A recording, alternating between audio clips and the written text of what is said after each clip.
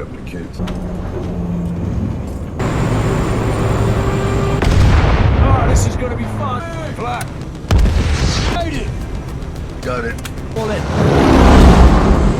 Touch. Happy hunting. Check it out. There's something happening at the weapons. Website account for vehicles.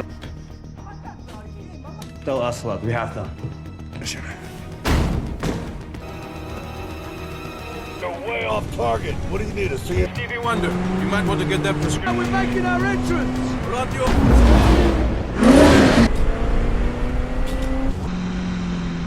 Kill them. Some help! Talking about Donald.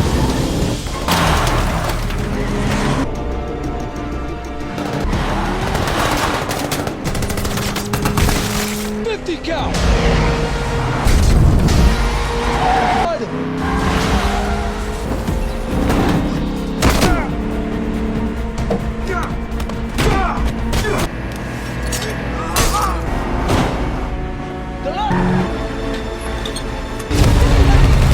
What's going on? Rahmat!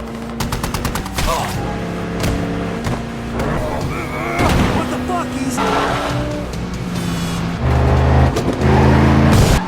I'm out of ammo. Coming in. You mean to... Don't let Rahmat. Fire in the... Cover me!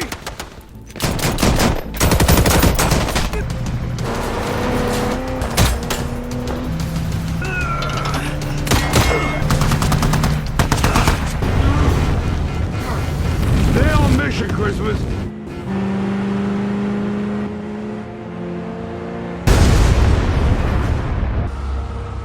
You're welcome!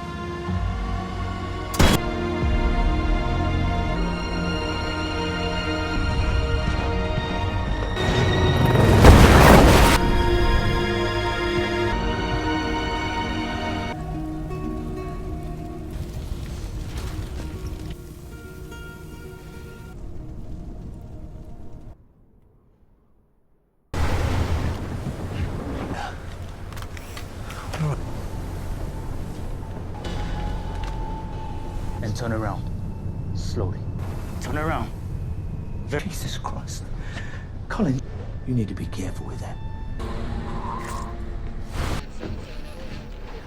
This mission was a trap. Somebody leaked our intel. My demands are simple. A friend of a friend. If not, What's it going to be, Russo? I know someone who does.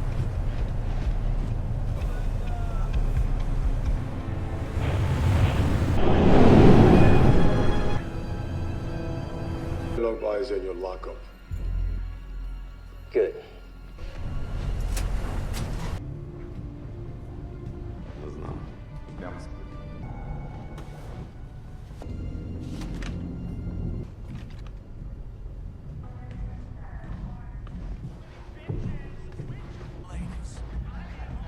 Oh, просва.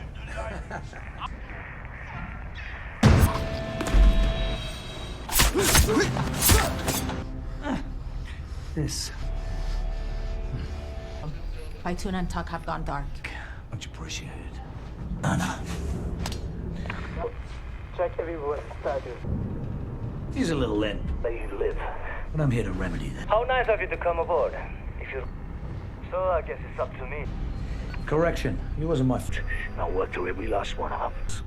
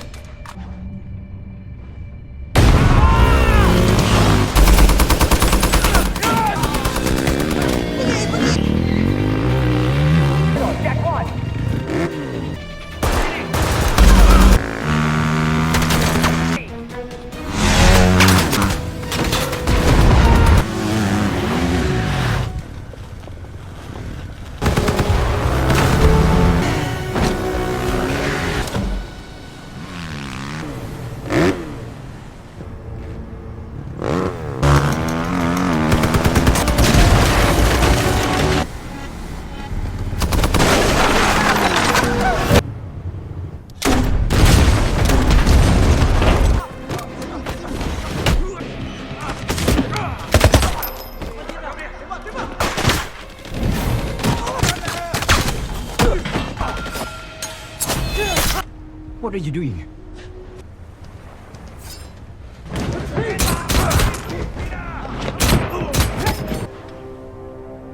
Yeah, these are welded up solid too. Clears water from ship's dry areas.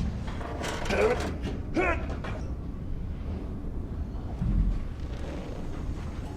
little privacy, please.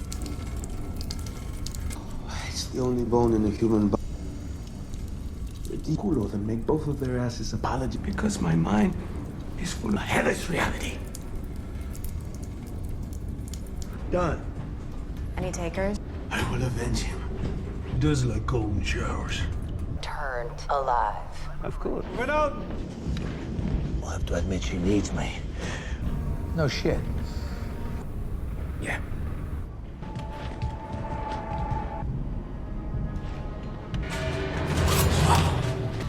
Now tell me, Pleasure. likewise. Great time. Yeah. How do you like it? Growing up. Your knife. You gifted or you?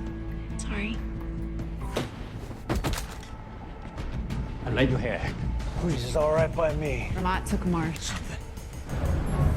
We're fucked. This bad boy down is to find the remote kill Rahmat. Rahmat. This ship to look like a U.S. aircraft carrier. It's ticking. Let's lock and load. New permanently. Oh, the Pope don't shit in the woods. On the... You got a thing for that. Oh shit, Bob!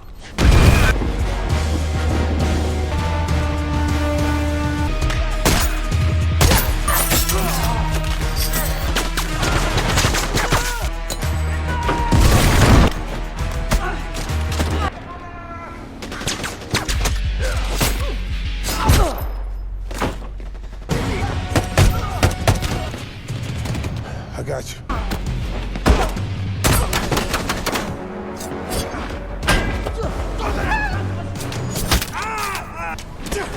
I got him.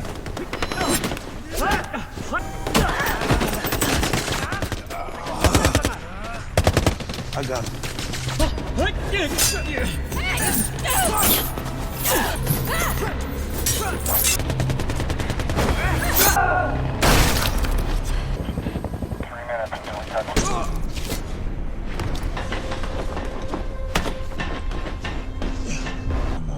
You're gonna give me the kill switch and we...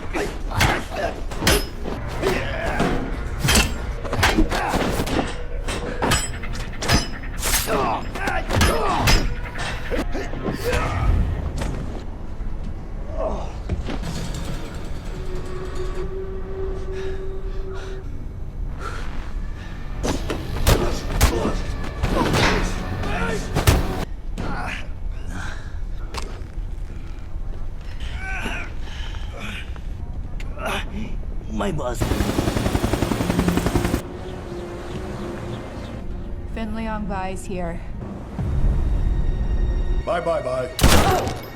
Boss is Ocelot. Is that 12 minutes?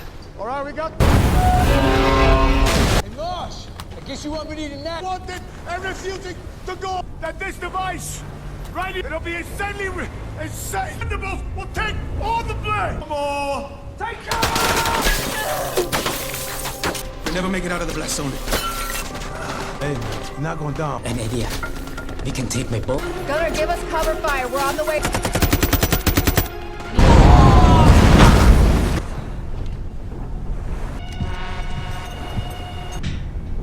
There's no one on the bridge. Come on, you're up.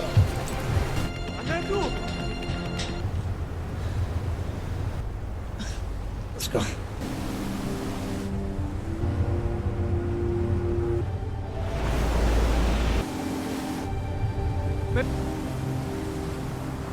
You need to move, or Toro's not gonna make it.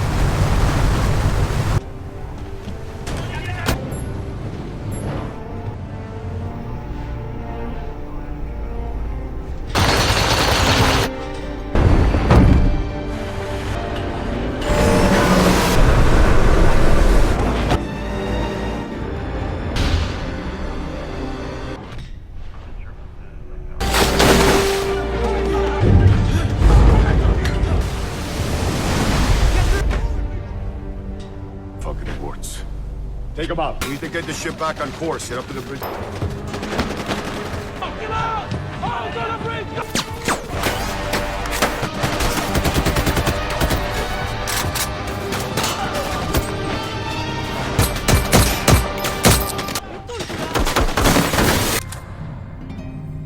See you soon, Barney.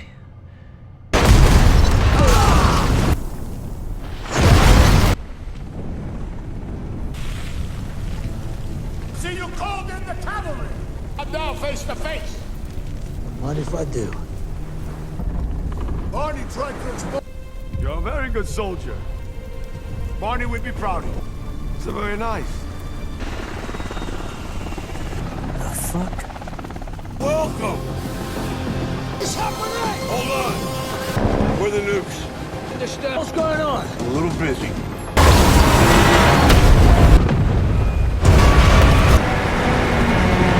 What's the story? 25 years by file. Driving marsh at so it was personal.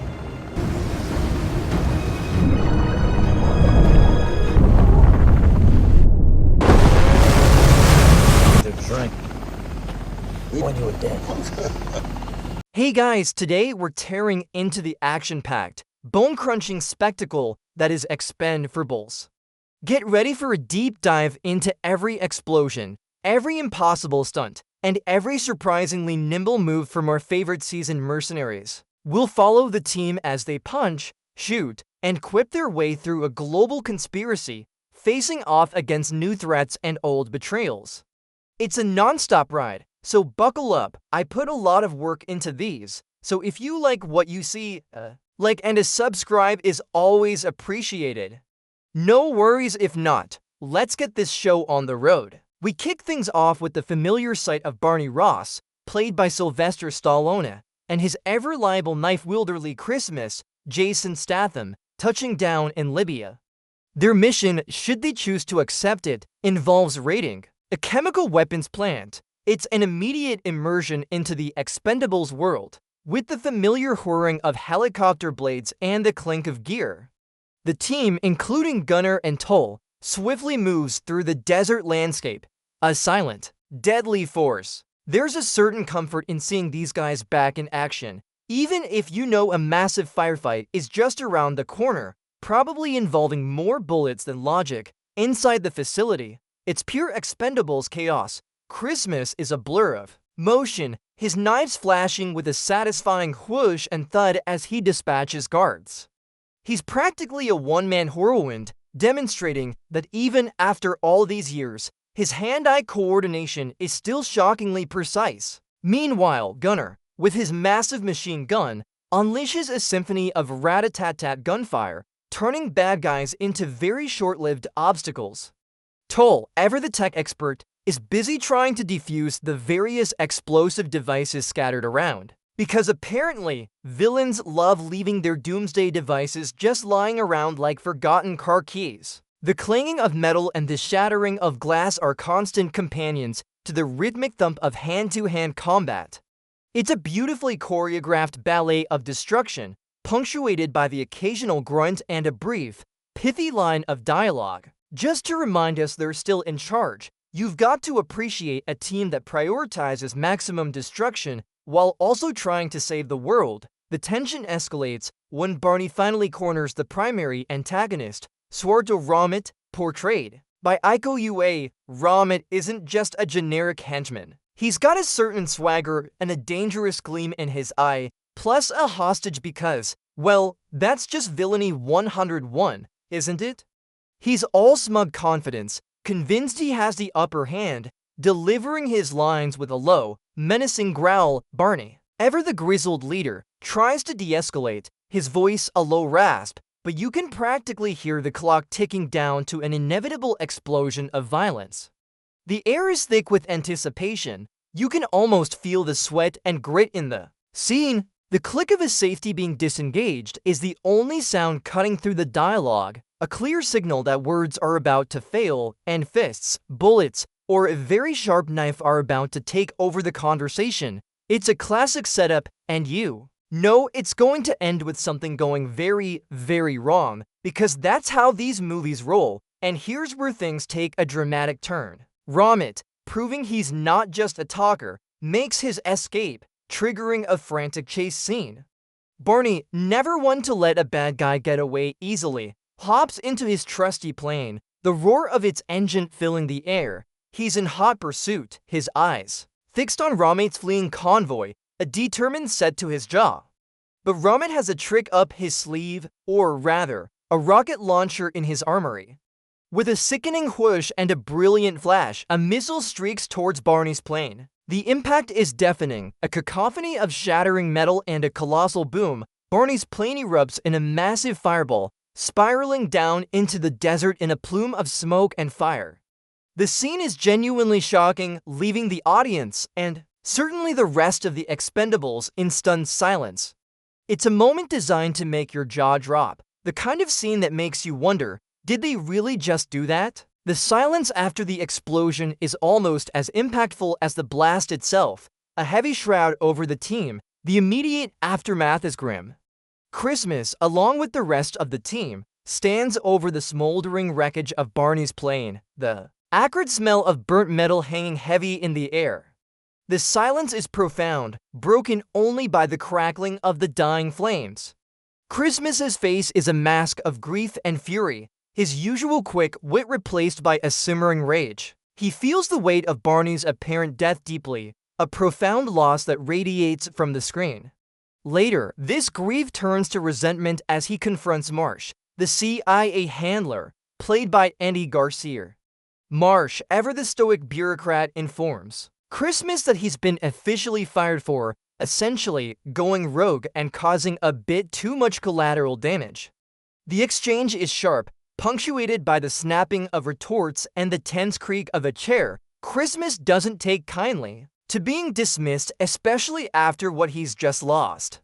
He's a man driven by loyalty, and this feels like a betrayal. The scene highlights the emotional core, or what's left of it, of these battle-hardened mercs, showing that even they aren't immune to heartbreak and bureaucratic headaches. You know, just like trying to get your internet provider to listen to reason. With Barney gone and Christmas temporarily out of commission, the plot shifts to Marsh, who wastes no time in assembling a new crew. Because, you know, the world isn't going to save itself, and apparently, there's a never-ending supply of highly skilled mercenaries ready to jump into action. He introduces us to a fresh batch of faces, including Lash, played by Megan Fox, who immediately brings a different dynamic to the group, and Easy Day, a charismatic heavy hitter. This new team is younger, faster, and perhaps a little too eager, bringing a different kind of energy to the screen.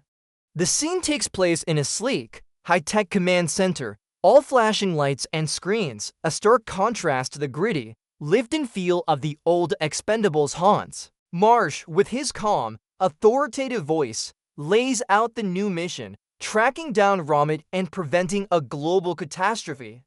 It's a passing of the torch, or at least a temporary loan of the torch, to a new generation. The chatter among them is quick, almost buzzing with anticipation, a stark contrast to the seasoned silence of the original crew. It's like your favorite classic rock band trying to incorporate a synthesizer, adding a layer of romantic-ish tension to the mix. It's quickly revealed that Gina, played by Megan Fox, is not just a new face, but also Christmas's former flame. Their history immediately creates a palpable snap in the air whenever they're in the same room, loaded with unspoken words and lingering glances. It's the kind of complicated relationship dynamic that only a group of highly trained killers could maintain. Apparently, back in his own gritty world, Christmas is consumed by a burning desire for revenge. The clink of his dog tags, a subtle sound, serves as a constant reminder of Barney. He's convinced Rahmat is responsible for Barney's death, and he's not about to let that stand. His voice is a low growl of determination, a man on a mission regardless of official sanctions. He's like that persistent ex who just won't take no for an answer, except instead of texts, he's sending a very clear message with his fists and knives. This personal vendetta adds a compelling edge to the overall plot, making Christmas's eventual involvement feel inevitable and deeply personal. The new team's first big outing takes them to a bustling, vibrant market in Thailand, a sensory overload of sights, sounds, and inevitably bullets. The air is thick with the chatter of vendors and the aroma of street food, which quickly gets replaced by the staccato of gunfire and the screech of tires. What starts as a surveillance mission quickly devolves into a full-blown street chase and shootout because, subtlety isn't really in the Expendables playbook, new or old. Gina leads the charge, her movements swift and precise, a stark contrast to the more brutish brawling of the original crew. The scene is a whirlwind of acrobatic stunts, with cars crashing and market stalls collapsing under the weight of the action. It's a chaotic ballet of destruction, showcasing the younger team's agility and willingness to jump headfirst into danger. You can practically feel the heat and humidity of the Thai streets, and the sheer volume of the explosions and gunshots makes it an exhilarating, if slightly overwhelming, experience. It's the kind of action sequence that makes you forget your popcorn for a minute, then immediately crave more. In the midst of the market mayhem, Rahmat, ever the slippery antagonist, manages to escape, leaving the new team frustrated and a little bewildered. But before he makes his grand exit, he drops a bombshell. Literally, he reveals that he's not just a run-of-the-mill arms dealer. He's got his hands on tactical nuclear devices. Because apparently, regular explosives are just so last season. This revelation raises the stakes exponentially, transforming a standard mercenary retrieval mission into a global threat. The thud of the team's collective disappointment is almost audible. Their failure to apprehend Rahmat is palpable, a bitter taste in their mouths. Gina, in particular, feels the weight of the botched mission, her face tight with anger. It's a classic setup. The bad guy gets away with the WM-dis, and our heroes are left to pick up the pieces and figure out how to prevent World War III. Just another Tuesday for these guys. The tense silence among the team afterwards speaks volumes of their understanding of the gravity of the situation. This isn't just about revenge anymore. It's about survival. While the official team is busy moping, Christmas, true to his maverick nature, isn't sitting idly by. He receives a mysterious package, a low thud on his doorstep, from none other than Toll, filled with intel, a subtle nod that the original team's loyalty runs deeper than CIA paperwork. This lead points Christmas towards the real power player. Behind Rahmat, a shadowy figure known only as Ocelot. This is Christmas's wheelhouse, operating in the dark, fueled by a simmering vendetta. He moves with a quiet intensity, the swish of his coat the only sound as he navigates the urban underworld.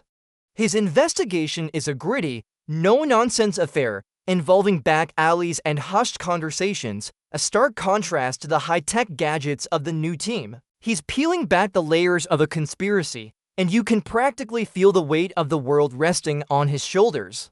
He's a man on a mission, and honestly, who needs a formal invitation when you've got a burning desire for justice and a well-honed set of knife skills? It's a classic Statham-driven plot, where he just quietly gets things done, usually by punching them.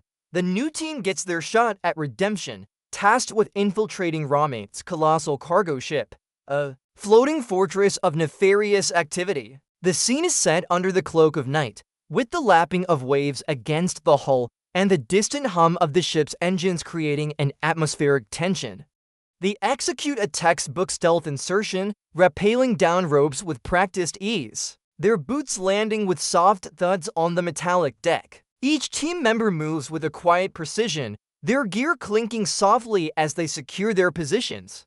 Gina is in her element, giving crisp commands, her voice a low whisper over the comms.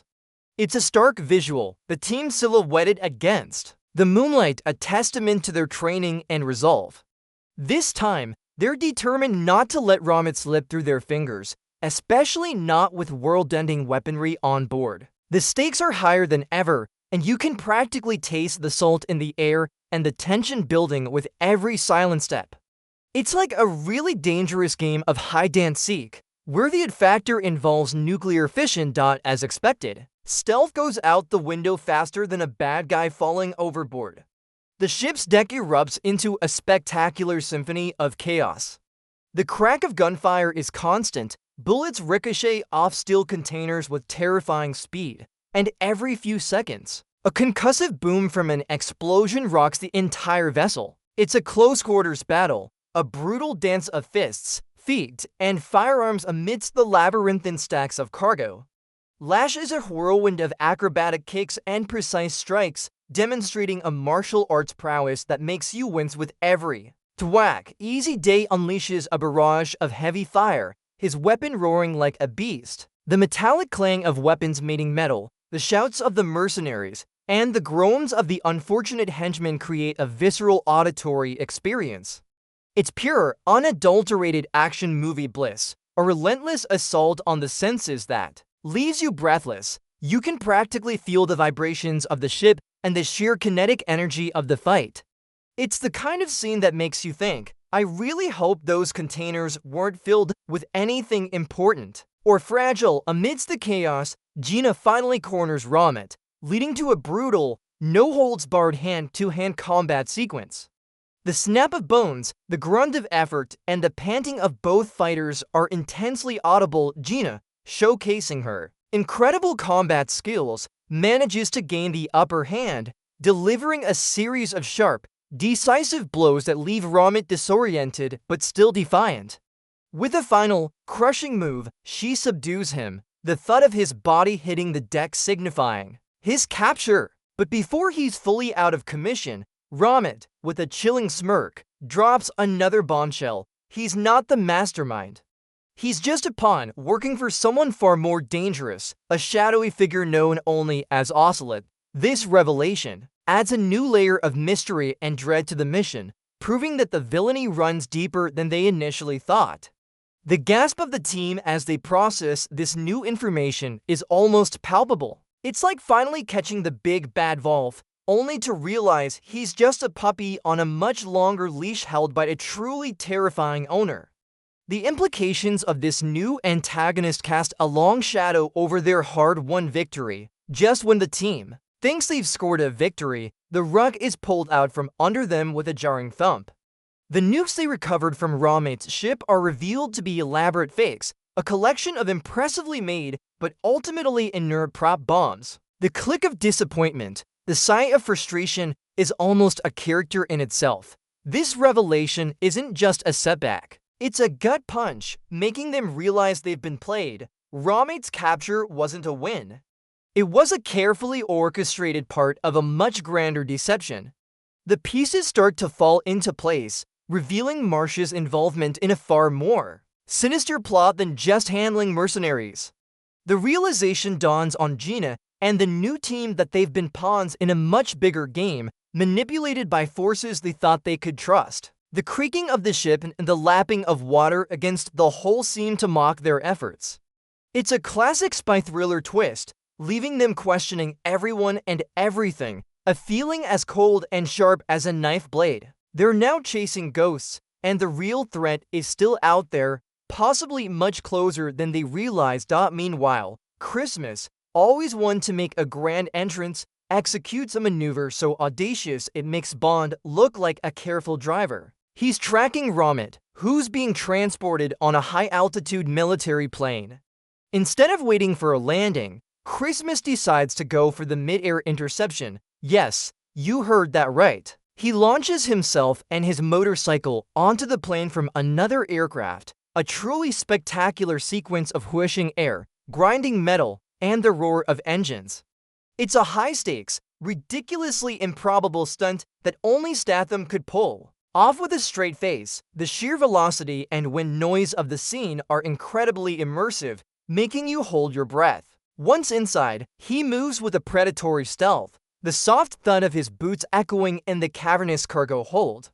He's on a personal mission to get answers and, let's be honest, to probably kick a few more teeth in. This is Christmas Unleashed. No longer bound by official rules, just pure, unadulterated vengeance. It's a scene designed to remind you exactly why you came to see this movie, for the physics-defying, heart-pounding action. Who needs doors when you have a motorcycle and a death wish? Inside the plane, Christmas and Rahmat finally come face to face, leading to a brutal, claustrophobic hand-to-hand fight. The cargo bay becomes their arena, the rumble of the plane and the whine of the engines adding to the intensity. Every punch cracks with visceral force, every kick thuds against bone and metal. Rahmat, with his lightning-fast martial arts, gives Christmas a serious run for his money, creating a dynamic, hard-hitting exchange of blows. Christmas, relying on his brute strength and street-fighting instincts, meets Rahmat's agility with raw power. The fight choreography is exceptional, making you feel every impact, every strained breath. The narrow confines of the plane mean there is no room for flashy acrobatics, just pure, unadulterated, bone-jarring combat. The clang of equipment being knocked over and the shouts of the struggling men fill the air. It's a fight fueled by personal vendetta, and you can practically feel the animosity radiating from the screen. This is Christmas's chance for justice, or at least a really satisfying beating. It's a powerful scene that really emphasizes the physical toll these fights take. Just when Christmas seems to have Rahmat cornered, the shadowy figure of Ocelot makes their grand entrance, providing cover for Rahmat's escape.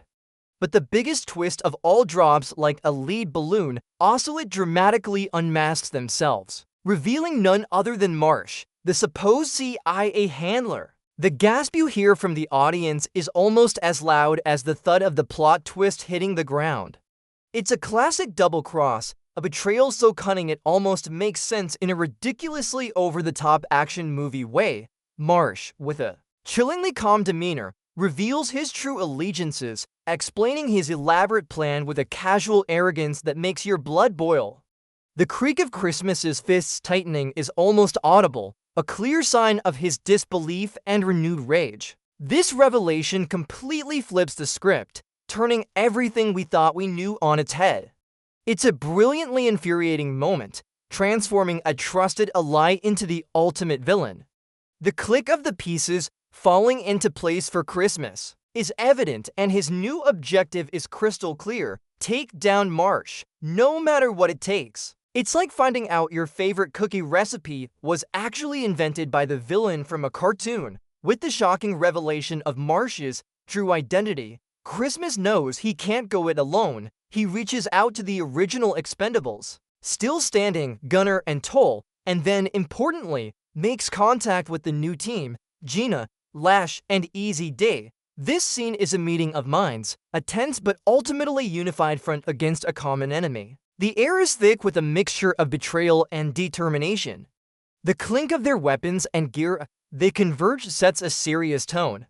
There's a palpable sense of shared anger as they all realize they've been manipulated by Marsh. Gina, in particular, looks at Christmas with a newfound respect, realizing he was right all along. The collective grunt of agreement among them signals their resolve.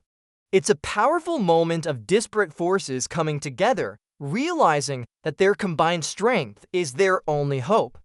The dialogue is sharp, cutting through the tension like a hot knife through butter as they quickly formulate a plan.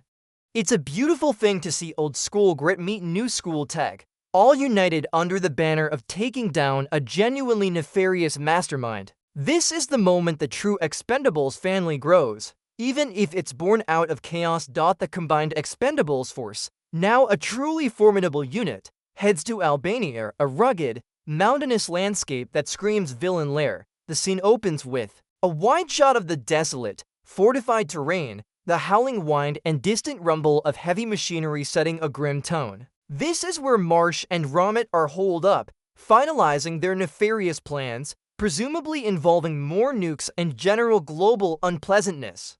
The team meticulously surveys the area, their faces grim, their voices low whispers as they discuss strategy. The click of binoculars and the rustle of tactical gear are the only sounds breaking the silence. It's the combi for the storm, a moment of intense strategizing before the inevitable explosion of violence.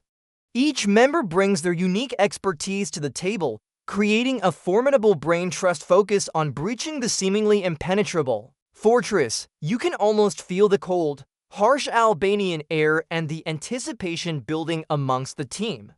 They know this is it, the final showdown, and they're ready for the mayhem they're about to unleash. It's like preparing for the ultimate group project, except instead of a presentation, it's a war. The infiltration begins with the team moving like ghosts through the rugged Albanian landscape, a symphony of soft thuds and rustles as they navigate the rocky terrain. They're met with early resistance because, of course, villains always have an army of disposable goons.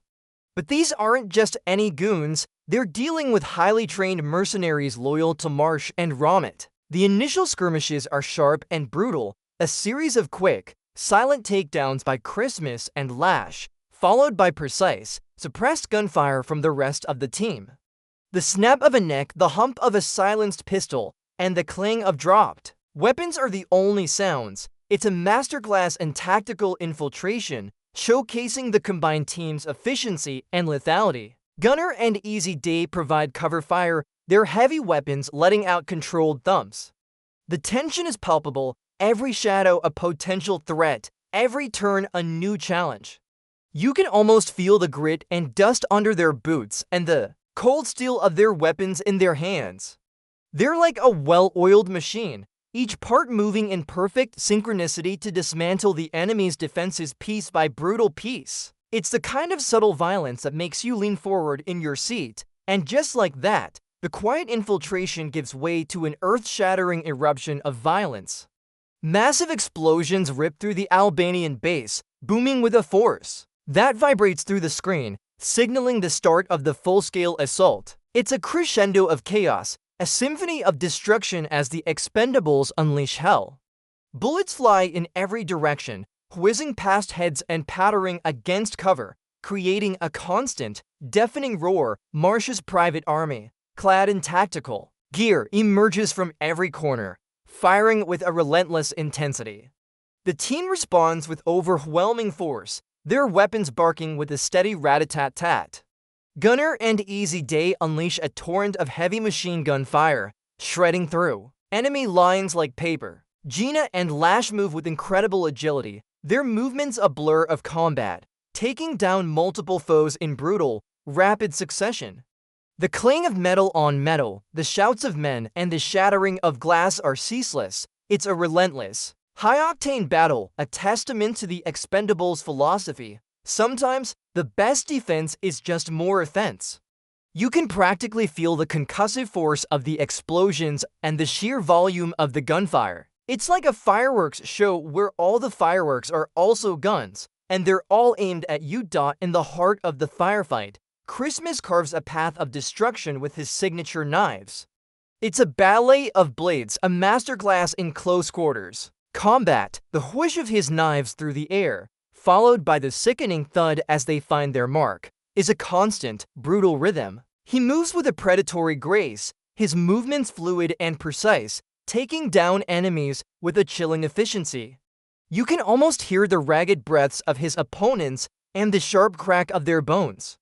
He's not just fighting, he's performing. Each movement deliberate, each strike lethal.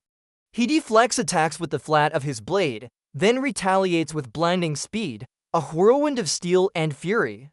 The metallic clang of his knives meeting an opponent's weapon is sharp and clear, a testament to the raw power behind his blows. He's a force of nature, a one-man army carving his way through Marsh's private forces, driven by the memory of Barney and the betrayal of Marsh. It's a visceral, impactful sequence that reminds you why Christmas is an integral part of the Expendables. He's just really, really good at making bad guys have a very bad day, usually involving sharp objects. Amidst the general mayhem, Gina and Lash demonstrate why they're the formidable new blood. They fight back to back, a seamless, synchronized duo, their movements so fluid it's almost poetic. Lash, with her quick, agile strikes and a surprising brutality, sets up enemies for Gina, who then delivers the finishing blow with powerful, precise moves. The whoosh of kicks and the thwack of punches are perfectly timed, a deadly dance of two highly skilled operatives. They weave through the chaos, their forms a blur, effortlessly dispatching wave after wave of Marsh's goons. The grunts of effort and the clink of their gear are in perfect harmony, a testament to their training and teamwork.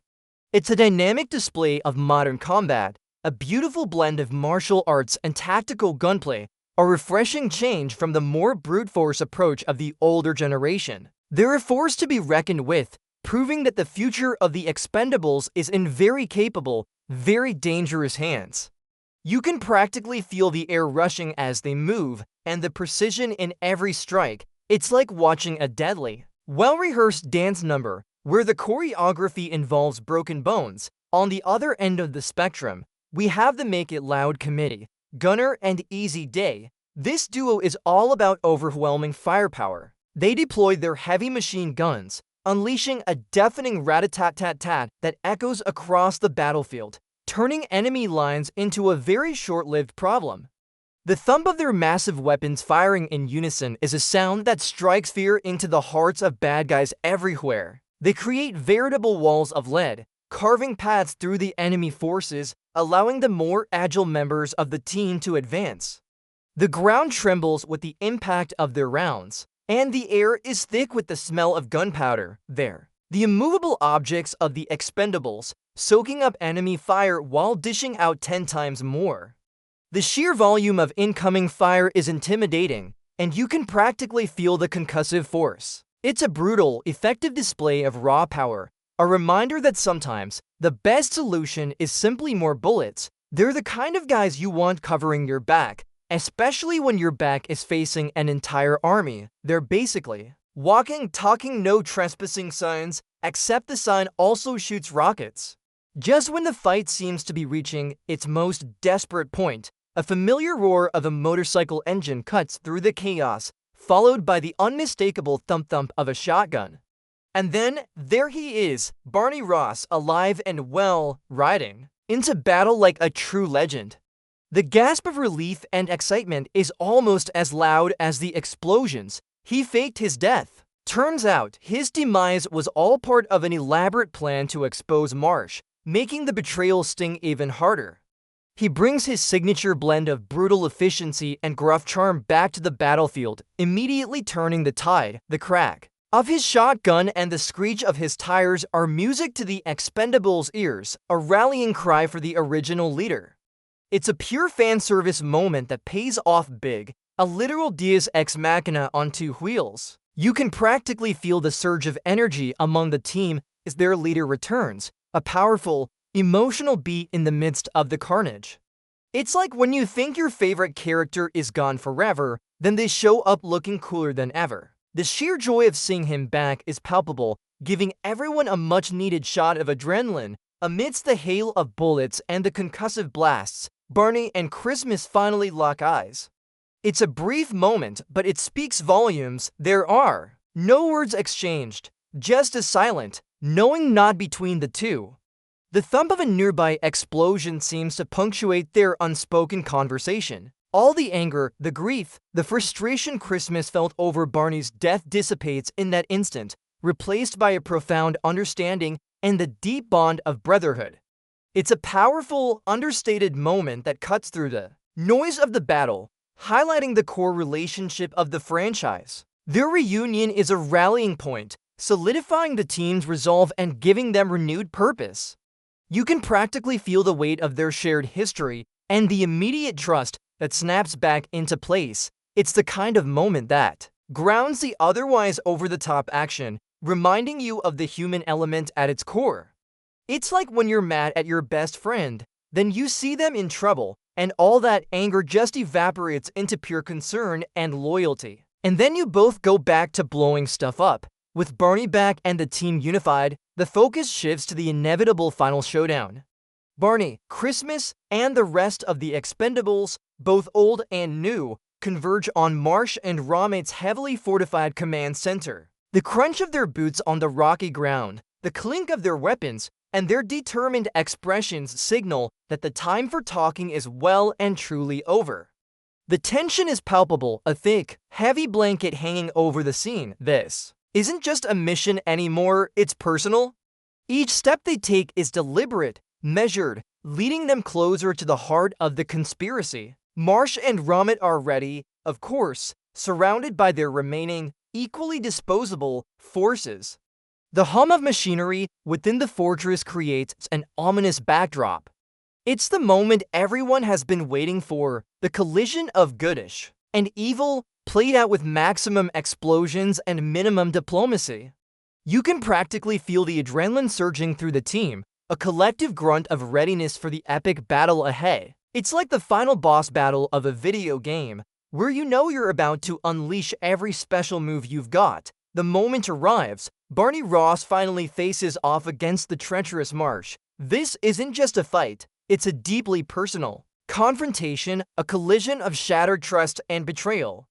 The thud of their first blows is heavy, echoing with the weight of their shared past. Marsh, surprisingly, holds his own, proving he's not just a desk jockey, but a formidable opponent with his own set of lethal skills. Their fight is a brutal dance of seasoned veterans, each trying to outmaneuver the other, their grunts and strained breaths punctuating every powerful strike. The crack of bone against bone, the whoosh of near misses, and the clang of improvised weapons create a visceral auditory experience. Barney, fueled by a mixture of anger and regret, fights with a ferocity that reminds everyone why he's the leader. Marsh, with his cold, calculating demeanor, delivers his blows with a chilling precision. It's a battle of wills, a test of who truly understands the game. You can almost feel the raw emotion radiating from both men, a palpable tension that makes the air crackle. It's the kind of fight where every punch tells a story, and frankly, a whole lot of bad decisions led to this moment. While Barney handles Marsh, Christmas gets his much-anticipated rematch with Rahmat. This isn't just another fight, it's the culmination of Christmas's personal quest for vengeance. The scene erupts into a whirlwind of motion, Christmas's knives a blur of flashing steel, meeting Rahmat's lightning-fast martial arts. The swish and clang of blades and fists are constant, a rapid-fire exchange of brutal blows. Rahmat, even more desperate, fights with a renewed ferocity, but Christmas, now completely unleashed and driven by justice, matches him blow for blow. The thud of a kick, the snap of a block, and the gasp of effort are vividly audible. The choreography is exceptionally fluid, showcasing both actors' impressive physical abilities. They move through the crumbling base, using the environment to their advantage, each impact reverberating with raw power. You can practically feel the kinetic energy, the sheer force of their strikes. It's a satisfying, high-stakes showdown that really lets Christmas shine, proving that when it comes to sharp objects and bad guys, he's still the undisputed master. It's like a really intense game of rock, paper, scissors, where everyone is also holding extremely sharp objects and can do backflips. While the two main events unfold, the rest of the Expendables team Gunner, Toll, Gina, Lash, and Easy Day aren't standing idly by. They systematically tear through Marsh's remaining forces, a perfectly coordinated display of collective might. The rat-a-tat-tat of machine guns blends with the thwack of martial arts strikes, the crunch of breaking glass, and the groans of the defeated. They move as one cohesive unit, covering each other, anticipating moves, and unleashing a torrent of brutal, efficient attacks. Gunner and Easy Day continue their symphony of destruction, while Gina and Lash use their agility to outmaneuver and outfight multiple opponents. Toll, ever the strategist, finds the weak points and exploits them with precision. The clink of spent casings, the shatter of debris, and the constant rumble of the battle creates a fully immersive soundscape. It's a testament to their teamwork and individual skills, each member contributing to the ultimate goal. They're like a well-oiled demolition crew, except instead of buildings, they're demolishing an army of bad guys. The sheer force and number of enemies they face only highlight their extraordinary capabilities. It's absolute carnage, but in the best, most satisfying action movie way possible. After a grueling, visceral battle, Barney finally delivers the decisive blow to Marsh. The thud is final, a culmination of all the betrayal and anger. Marsh falls dramatically, his reign of villainy brought to an abrupt and satisfying end. It's a powerful moment of justice, delivering a palpable sense of closure. Simultaneously, amidst the chaos, the rest of the team works frantically to secure the real tactical nuclear devices, which were mere moments from detonation. The beeping of the countdown timer is a pulse-bounding sound, adding a layer of extreme urgency. Tall, with his tech expertise, frantically works to disarm them, his fingers flying across the controls. The click of the disengagement, followed by a sudden, blissful silence, is a moment of pure relief. Global catastrophe averted. The air, previously thick with the smell of gunpowder and the roar of battle, is now filled with the quiet sigh of relief from the team. It's a testament to their combined efforts, a classic race against time that they, of course, win. Because, let's be honest, would it really be an Expendables movie if they didn't save the world at the last second? They're basically professional planet savers with a penchant for explosions. With Marsh out of the picture and the nukes secured, Rahmat, despite being thoroughly beaten by Christmas, attempts one last, desperate, and frankly pathetic, final stand. He's the kind of villain who just doesn't know when to quit, or perhaps just doesn't understand the concept of losing gracefully, but his final, flailing efforts are swiftly and decisively cut short, whether it's a well-aimed shot from one of the other Expendables or a perfectly timed, secondary explosion. Because these movies love explosions, even for the cleanup, Rahmat meets his definitive end. The thud of his fall is unceremonious, a clear signal that this particular bad guy storyline is finally, irrevocably closed. It's a moment designed for audience satisfaction, a final neat bow on the villain package. The collective sigh of relief from the team and indeed from the audience is palpable. No more sneaky escapes, no more vague oscillate references, just a clear-cut victory. You can almost hear the credits preparing to roll, satisfied that all the threads have been neatly tied up with extreme prejudice. It's a brutal, but necessary, conclusion to his arc, proving that even the most agile martial artist can outrun a full team of angry mercenaries and their penchant for highly destructive force. In the immediate aftermath of the colossal battle, the Expendables, both the grizzled veterans and the new, equally deadly blood, gather amidst the rubble. They're battered, bruised, and probably smell faintly of gunpowder and desperation, but they are victorious. The quiet chatter and relieved sighs are